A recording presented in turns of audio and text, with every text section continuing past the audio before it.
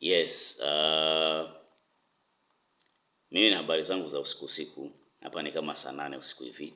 Sasa nilikuwa naangalia mtu mmoja alikuwa anaelezea concept ya kutenga watu kanisani. Akawa anasema je, ni sahihi kutenga au sio sahihi? Akasema kwamba yeye sio muumini wa kutenga watu kanisani.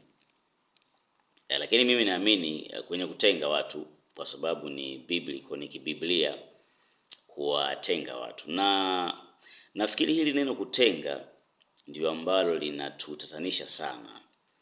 Ukisema kutenga unachukulia kama kwamba Bwana unanitenga Bwana, maana yake unaniondoa mimi kama sifai. Lakini kutenga, ukiangalia maana ya kutenga ni kwa usalama ya anayetengwa na kwa usalama kwa wale watu wengine. Kwa mfano, yeye akasema kwamba kanisa ni kama hospitali, kwamba watu wanakwenda wa aina mbalimbali. Lakini naomba nikutolee mfano kwamba jambo la kutenga ni la kawaida tu maeneo mengi ni kutenga ni kawaida kwa sababu ya manufaa ya wote, ya wanaotengwa na ambao wametengewa.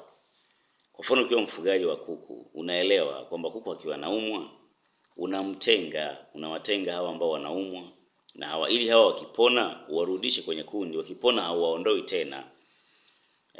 Lakini hata magerezani haumchanganyi gaidi aliyelipua eneo fulani, unamchanganya na mwizi wa kuku. Kuna magereza maalum namna ya kuwatenga wale wahalifu.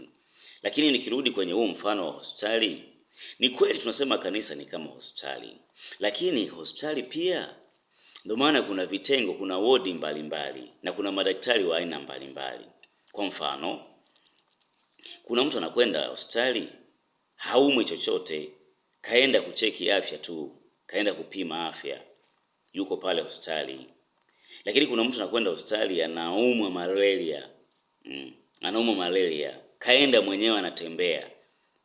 Bwana sasa nasikia kichwa hapa, ngoja nikacheki. Anakwenda kupima malaria, anakuta na malaria. Lakini kuna mwingine kapeleka mtoto wake kliniki, akapata chanjo ya matone ya nini, kampeleka pale hospitali. Lakini kuna mwingine hospitali kaenda kujifungua. Huyu ni mama mjamzito, muda wake wa kujifungua umeenda, naye kaenda hospitali. Sasa kwa mfano, sasa hivi tunasikia kwamba kuna ugonjwa wa Ebola au kama ilivyokuwa corona. Sasa utasema kwamba kwa sababu hawa wote ni wagonjwa, si wote ni wagonjwa wamekuja hospitali, basi umchanganye mtu aliyeumwa corona, umchanganye mtu anayeumwa Ebola, umchanganye na wazazi. Maana yake huyu mwenye ugonjwa hatari wa aina hii atamwambukiza huyu mtoto, atakufa, au mama atakufa, tutapoteza hawa watu.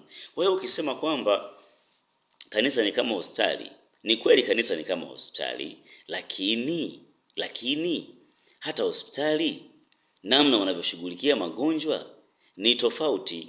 Na maana ya kumtenga mtu huwa sio kwamba ni kumnyanyapaa.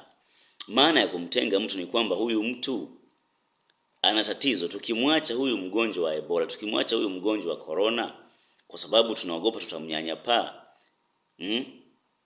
tunaogopa tutamnyanyapaa, unaona, ataambukiza wengine hawa. Na ndio maana kwenye Biblia nafikiri swala la kutenga lilianzia kwenye vitu vya unajisi. Kwa mfano, kutenga maarufu kwenye Bible ilikuwa ni ukoma. Mtu alikuwa akiwa na ukoma anatengwa pembeni, na kulikuwa na procedure, kulikuwa na mchakato wa kuhani kumwangalia. Akishamuona ule ukoma umeisha, atajitakasa, atarudi kundini. Ni kwa ajili yake na kwa ajili ya hao wengine. Kwa hiyo usilielewa vibaya ili neno kutenga ukafikiri kwamba labda ni kama kutenga tu kusema kwamba labda kwa sababu kwa mfano unapokuta familia kwamba kwa sababu mimi ni maskini hawa wamenitenga. Sasa watu wengi wanachukulia namna hiyo. No. Sasa kwa sababu kanisa ni hospitali, hatutawachanganya wagonjwa wa corona umchanganye na mama kaenda kujifungua.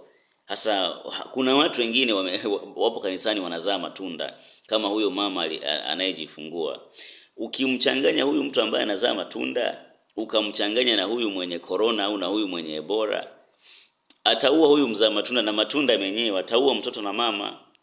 Lazima tuwatenge hawa watu. Ni kwa makusudi ya kwamba wajirekebishe, wapone, warudi kwenye kundi. Ukitumia mfano wa hospitali, mimi nakuelezea hivyo. Ijisiaga hapa, na Mungu akubariki kwa hii insight.